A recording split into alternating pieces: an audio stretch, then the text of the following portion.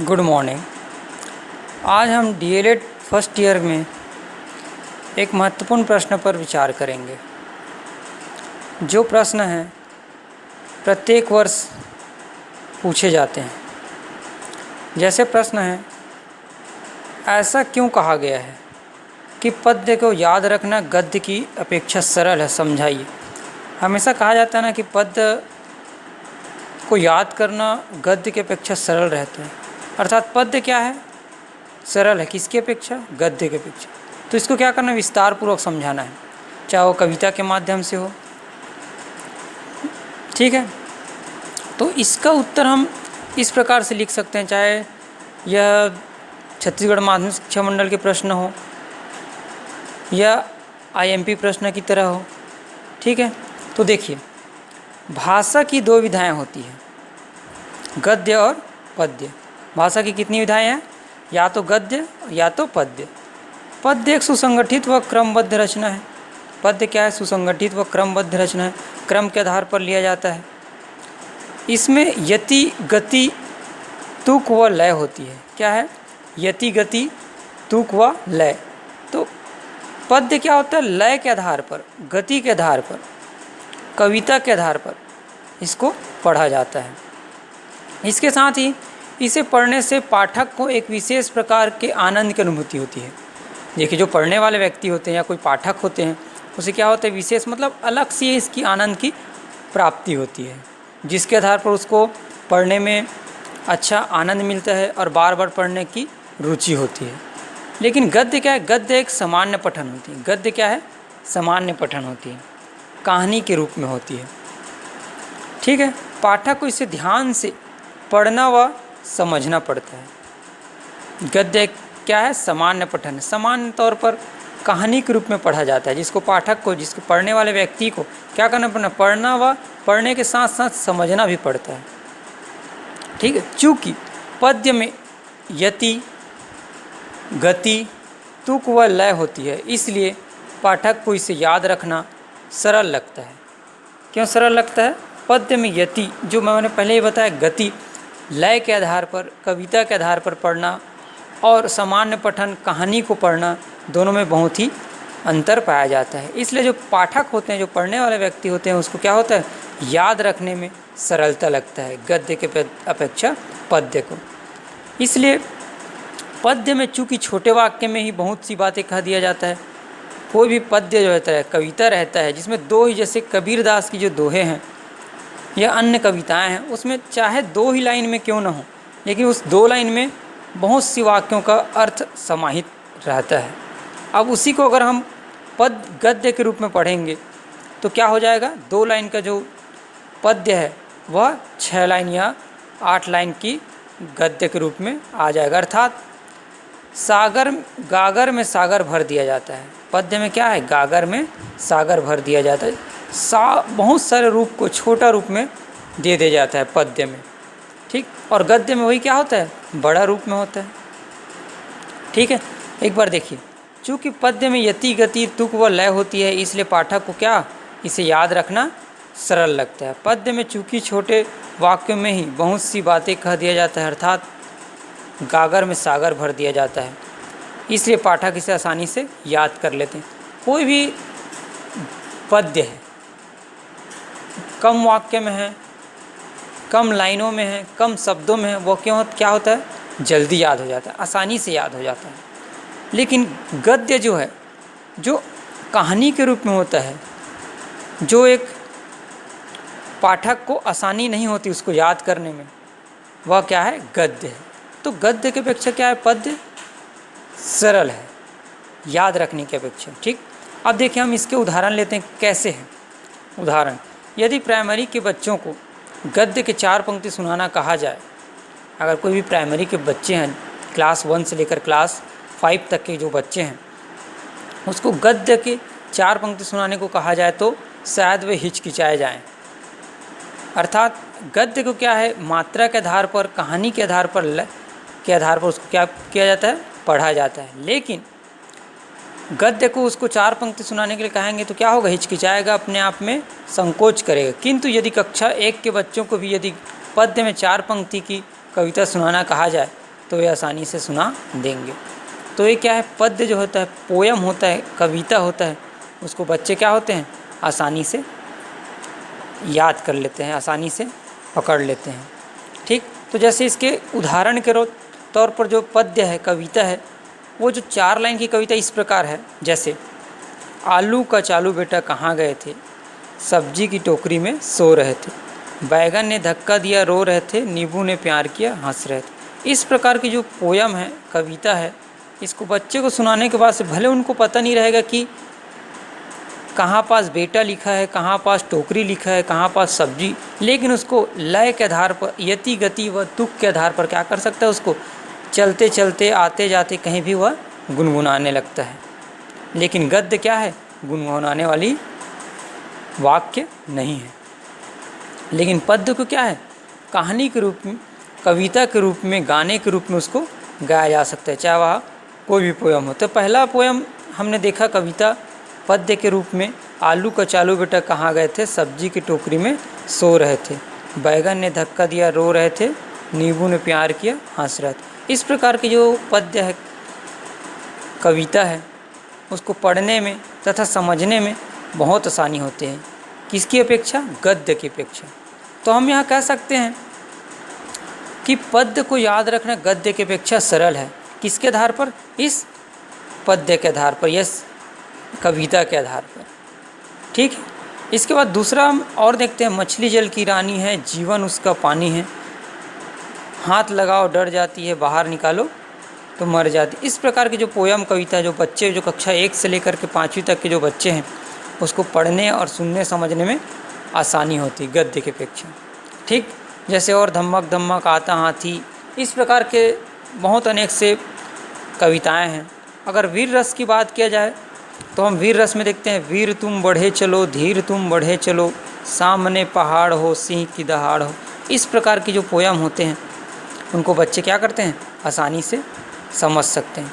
तो अगर देखिए, यदि इस तरह के कितने ही पद्य कविता के रूप में बच्चे याद रखते हैं, बहुत से अनेक जो कविता की पद्य होते हैं, उसको बच्चे आसानी से याद रखते हैं और वह आसानी से याद हो जाता है। किंतु गद्य की 4 पंक्ति नहीं सुना पाते। जो गद्य होता है, उसकी 4 पंक्ति सुनाने के लिए भी क्या होता है, कठिनाई पड़ती है। ठीक, इससे स्पष्ट है कि गद्य की अपेक्षा पद्य को याद रखना सरल होता है। इससे क्या स्पष्ट होता है कि गद्य की अपेक्षा पद्य को याद रखना एकदम सरल व सुलभ माना गया है। उसमें क्या है, यति गति तुक लय, लय के आधार पर याद रखना और बिना लय के आधार पर याद रखना ही मुख्य अंतर माना गया है। ठीक, तो अगर इस प्रकार के हमारे पास अगर प्रश्न आते हैं तो देखिए, इसको प्रश्न को 2 तरह से पूछा जा सकता है। पहला यह है, ऐसा क्यों कहा गया है कि पद्य को याद रखना गद्य के अपेक्षा सरल है, समझाइए। या इसको यह भी पूछ सकते हैं कि पद्य सरल है या गद्य, दोनों में तुलना कीजिए। पद्य सरल है या पद्य को याद रखना सरल है कि गद्य को याद रखना सरल है, समझाइए। इस तरह से भी पूछा जा सकता है। या पढ़ना सीखने की दृष्टि से बाल कविताएं महत्वपूर्ण हैं, कम से कम 3 बाल कविताओं को उदाहरण से समझाइए। तो पहले मैंने समझाया था आलू का चालू बेटा वाला, फिर मैं बताया मछली जल की रानी है, या धमक धमक आता हाथी, और एक और बताया था मैंने, जैसे वीर रस की अगर बात किया जाए, वीर रस की कोई पोयम है या कविता है, तो मैं बताया था, वीर तुम बढ़े चलो, धीर तुम बढ़े चलो, सामने पहाड़ हो, सिंह की दहाड़ हो, तुम निडर डटो नहीं, तुम निडर हटो नहीं। इस प्रकार की जो कविता है, उसको क्या किया जा सकता है, गद्य और पद्य की तुलना महत्वपूर्ण, कम से कम 3 कविताओं, बाल कविताओं के उदाहरण देकर क्या किया जा सकता है, समझाया जा सकता है। ठीक है, तो इस प्रश्न, महत्वपूर्ण प्रश्न का उत्तर हम इस प्रकार से दिए जा सकते हैं। और अगर इनको अगर शॉर्ट रूप में पूछा जाए, सिर्फ 2 नंबर के प्रश्न में पूछा जाए कि ऐसा क्यों कहा गया है कि पद्य को याद रखना गद्य की अपेक्षा सरल है, समझाइए, चाहे 3, यह भी क्या है हमारे लिए कितने नंबर का है, 5 नंबर से 6 नंबर। अगर लेकिन हमको इसको शॉर्ट रूप में पूछा जाए, जैसे 2 नंबर 3 नंबर के लिए पूछा जाए, तो हम क्या कह सकते हैं, यह भी बोल सकते हैं कि भाषा की 2 विधाएँ होती है, गद्य और पद्य। पद्य एक सुसंगठित व क्रमबद्ध रचना है, इसमें यति गति तुक व लय होती है, इसे पढ़ने से पाठक को एक विशेष प्रकार के आनंद की अनुभूति होती है। इसी आधार पर हम कह सकते हैं कि गद्य क्या है, पद्य के अपेक्षा सरल है। ठीक, गद्य एक सामान्य पठन होती है, पाठक को इसे ध्यान से ही पढ़ना व समझना पड़ता है। यह क्या हो जाएगा हमारे लिए, छोटे रूप में प्रश्न का आंसर हो जाएगा। और हमको अगर 3 नंबर से ज़्यादा 5 नंबर का पूछते तो हम क्या करेंगे, पूरा उदाहरण के साथ इसको प्रस्तुत करेंगे, ताकि क्या हो, प्रश्न के आधार पर उसके उत्तर को लिखना हमारा क्या है, सही उदाहरण के समान माना जाएगा। अगर प्रश्न में देखा जाता है कि प्रश्न कह क्या रहा है, पूछ क्या रहा है, तो उसके आधार पर हमको क्या करना है, अगर उदाहरण पूछ रहे हैं तो उदाहरण के साथ, कविताओं के साथ उसको क्या करेंगे, पूरा डिटेल समझाएंगे, चाहे वह गद्य के रूप में हो या पद्य के रूप में हो। अब इसी को हमको, अगर ये तो रही बात पद्य की, अब इसको गद्य के आधार पर पूछा जाए, कहा जाए कि भाषा की विकासशीलता को समझाइए। क्या कहा गया है, भाषा की विकासशीलता को समझाइए। तो ये हमारा क्या हो गया, गद्य और पद्य में तुलना हो गया। इसके बाद है भाषा की विकासशीलता। भाषा की विकासशीलता क्या है, भाषा संवाद व संप्रेषण का माध्यम है। बोलचाल के रूप में हो या लेखन के रूप में भाषा का प्रयोग करते हैं। बोलचाल के रूप में हो या लेखन के रूप में क्या करते हैं, भाषा का प्रयोग करते हैं। भाषा मानव समुदाय के लिए एक वरदान है। अपनी वाक शक्ति के द्वारा ही मनुष्य को सर्वश्रेष्ठ प्राणी माना गया है।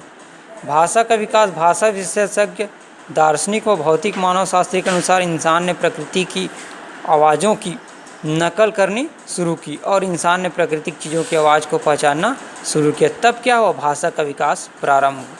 कहाँ से, दार्शनिक व भौतिक मानव शास्त्रियों के अनुसार इंसान ने प्रकृति की आवाज़ों की नकल करना शुरू की, वहीं से क्या हुआ, आवाज़ आना प्रारंभ हो गया। अनेक शोधकर्ताओं के अनुसार इंसानों ने लगभग 1 लाख से अधिक वर्ष पहले भाषा हासिल की है। आज भाषा धीरे धीरे विकासशीलता की ओर बढ़ता जा रहा है।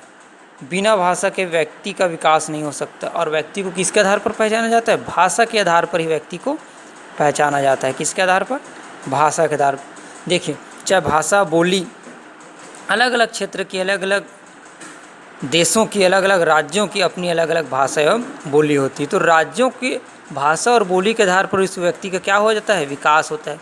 व्यक्ति को किस आधार पर माना जाता है या पहचाना जाता है, व्यक्ति को उसकी भाषा के आधार पर ही पहचाना जाता है।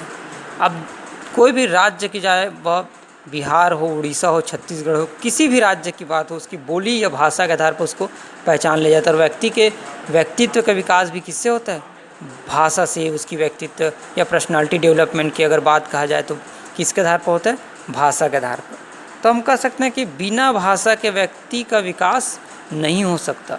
बिना भाषा से क्या नहीं हो सकता, व्यक्ति का विकास नहीं हो सकता। तो भाषा क्या है, विकासशीलता का महत्वपूर्ण साधन है। किसी व्यक्ति के विकास करने का या विकासपूर्ण, विकसित या पर्सनालिटी डेवलपमेंट के आधार पर कहा जाए तो क्या है, विकासशीलता के आधार पर महत्वपूर्ण माना गया है। भाषा के द्वारा व्यक्ति अपनी क्या करता है, अपना संपूर्ण विकास कर सकते हैं।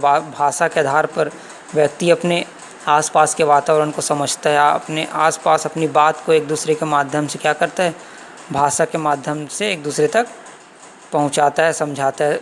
भाषा के आधार पर ही उसको क्या मिलता है, पहचान मिलता है कि उसकी बात करने के तौर तरीके, रहन सहन भाषा के आधार पर ही दर्शाया जाता है।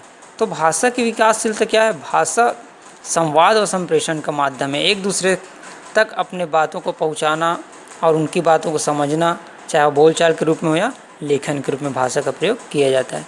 हम लिख के भी अपनी बातों को समझा सकते हैं, बोलचाल के रूप में भी अपनी भाषा को समझाया जा सकता है। ठीक, तो यह हुआ, क्या था आज का पहला प्रश्न हमारा था, ऐसा क्यों कहा गया कि पद्य को याद रखना गद्य की अपेक्षा सरल है, समझाइए। तो हमने 3 उदाहरण और एक वीर रस के उदाहरण के साथ, 4 उदाहरण के साथ हमने क्या समझाया, गद्य और पद्य में सरलता।